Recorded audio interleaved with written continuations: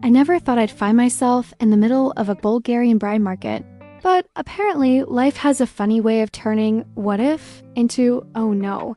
It was supposed to be a cultural adventure, a quirky experience. The world kind of trip, but somehow I ended up standing among young girls. Mothers, fathers, and men in stiff suits, all pretending this was a perfectly normal thing to do on a Sunday morning.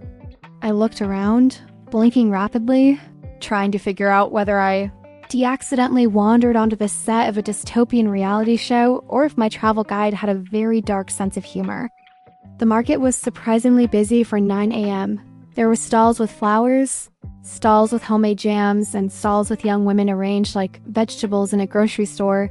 Except instead of a price tag, there was a hopeful smile and a note with age, hobbies, and whether they liked cats or dogs. I mean, I've seen single and ready-to-mingle sections in magazines, but this was next level. I sidestepped a man with a clipboard who was murmuring something about qualifications and tried to look like I belonged. It didn't work. My bright red hair and slightly confused expression screamed, "I'm lost. Please help," which is probably why two middle-aged Bulgarian women immediately assumed I was a tourist who wanted a bride too. I tried to explain that I was just there to observe, maybe take some photos, but apparently that was code for I have cash and I like tall brunettes. The girls were all standing in neat rows, their dresses ironed so perfectly I wanted to cry a little from envy. Their smiles were professional, like they had been trained to beam while calculating the exact angle at which their eyes should sparkle. To make a man think, yes, I want her, and yes, I will probably buy 3 jars of that jam while I'm at it. One of them winked at a man and I swear he almost dropped his clipboard. I took a mental note. This was serious business. A man in a tweed jacket approached me, adjusting his tie with the sort of practiced confidence only someone used to negotiating human beings like commodities could have. "Looking for a wife, yes?" he asked, pointing at me with the enthusiasm of a car salesman who just got a live person in the showroom. I laughed nervously. No, just observing," I said. He squinted at me as if I had just confessed to a crime. "No? Are you sure? Maybe a foreign wife?" He gestured at me like I was a prize-winning pig. I shook my head and backed away slowly, tripping over a tote bag that someone had left in the aisle. I recovered with what I hoped was elegance, which probably looked more like a baby giraffe learning to walk. Meanwhile, the auction or market, as they politely called it, was in full swing. Fathers were enthusiastically describing their daughter's virtues. She can bake pies, she has perfect posture. She can recite the national anthem backwards, and she only cries twice a week. I took notes in my head. I could already see this turning into a TikTok series. Foreign girl reacts to Bulgarian bride market. Viral, right? Then there was the part that really got me. Some fathers were negotiating like they were buying a car. I see you like hiking. Does she hike uphill or downhill? Mostly uphill, sir, mostly uphill. I see. I hike every other weekend. Can she handle a 3-hour climb with a man carrying 50 pounds of cheese? Absolutely, sir. I was scribbling furiously in my notebook, mostly to distract myself from imagining 3-hour uphill hikes carrying cheese with a stranger who might one day become my father-in-law. The girls had varying levels of enthusiasm. One looked like she was auditioning for a toothpaste commercial. Another was staring at her shoes as if they were the only safe place in the world. One girl had a little sparkle in her eye, like she had already calculated the best way to negotiate her future, like a Wall Street trader in heels. I envied her. If I were in her position, I would have already fainted, screamed, and demanded immediate therapy. A man with a thick mustache approached one of the girls, clearing his throat dramatically. I see you like singing. Do you sing for free, or is there a fee? The girl tilted her head, smiled politely, and said, "It depends on how good you are at listening." He laughed heartily. I snorted. It was too absurd.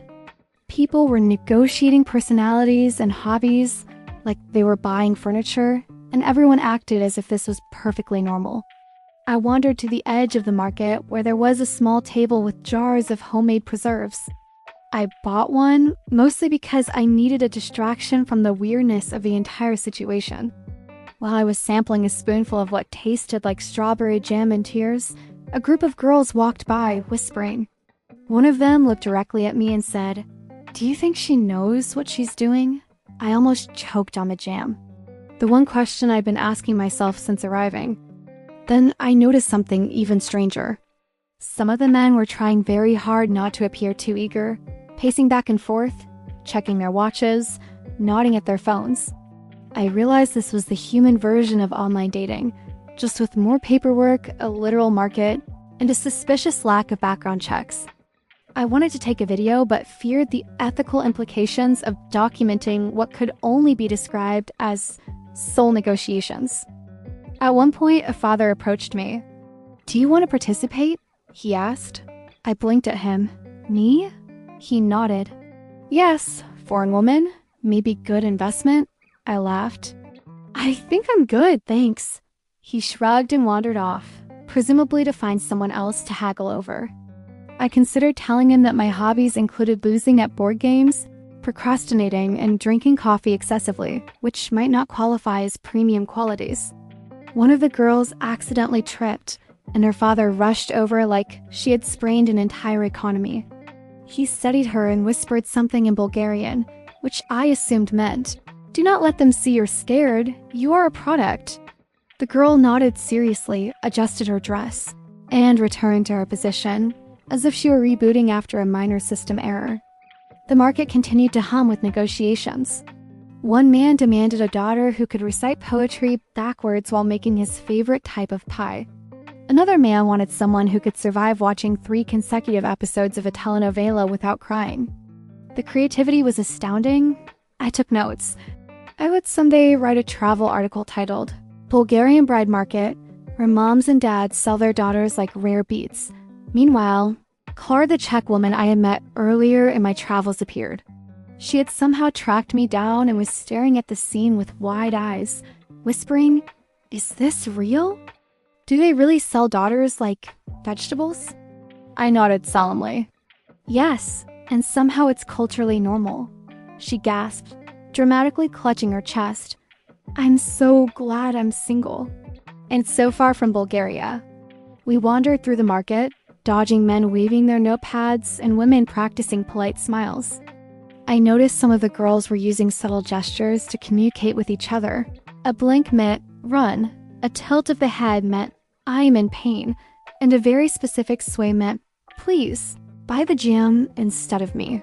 I wondered if anyone outside Bulgaria would ever understand these secret hand signals, or if it was the most advanced nonverbal negotiation system in the world.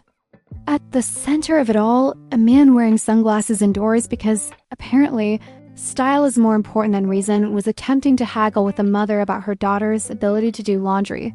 "She must fold the socks precisely," he said, "and make coffee exactly the right temperature." The mother nodded like she had been waiting her entire life for someone to validate this request. I took a sip of coffee and contemplated humanity. Clara and I found a bench and sat down, watching the chaos. A girl walked past carrying a basket of apples. A man followed her, muttering something about fruit and domestic skills. I whispered, "Do they realize this is 2025? Clara shrugged. "Maybe in Bulgaria, fruit and marriage still go together. At least it's organic." We laughed, and I noticed the man with the clipboard glaring at us, possibly because we were laughing at the wrong things. Time passed. Some girls were sold to men who clapped enthusiastically and promised lifelong happiness, or at least lifelong pie consumption. Others were escorted away by their parents, muttering about next year's batch.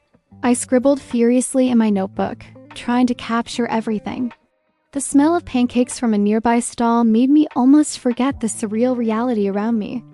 By noon, the market began to wind down. Fathers were congratulating themselves, daughters were pretending everything was fine, and men were counting their imaginary investments in happiness. Clara leaned over and whispered, "Do you think any of these marriages will last?" I shrugged. Statistically, maybe half. But definitely the jam will last longer. We decided it was time to leave. On the way out, a man offered me a daughter, still smiling politely. I declined again, and he nodded like a true professional salesman. Next year, he said, as if we were planning a quarterly budget. We waved goodbye to the bizarre spectacle and walked back toward the parking lot, laughing about everything we had witnessed.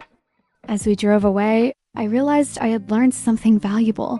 Bulgarian bride markets were strange, yes, and slightly terrifying, but they were also an astonishing display of human creativity, negotiation, and commitment to tradition, even if that tradition seemed absurd to outsiders. I also realized that Clara and I had somehow survived without being mistaken for clients or commodities ourselves. Victory. Later, over coffee, Clara asked, "Do you think anyone actually buys happiness this way?" I smiled and shook my head. Maybe not, but apparently you can rent it for a Sunday. We laughed, and I made a mental note. Never underestimate the power of a good smile, a tidy dress, and a basket of apples. And somewhere in Bulgaria, another father was probably polishing his daughter's resume. Another man was practicing his pie ordering skills, and another girl was calculating the optimal wink-to-smile ratio to attract the right husband.